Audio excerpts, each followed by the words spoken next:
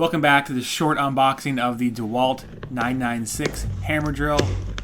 It's the XR brushless using the 20 volt max batteries, the lithium ion. I have two lithium ion batteries, the basic model, and also I have a 60 volt conversion I can use with that with my leaf blower.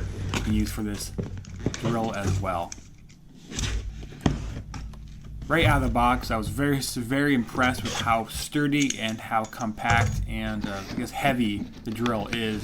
You know, there's a lot of power behind it, and you can get it going pretty good to do whatever you need to do. Drilling, hammering,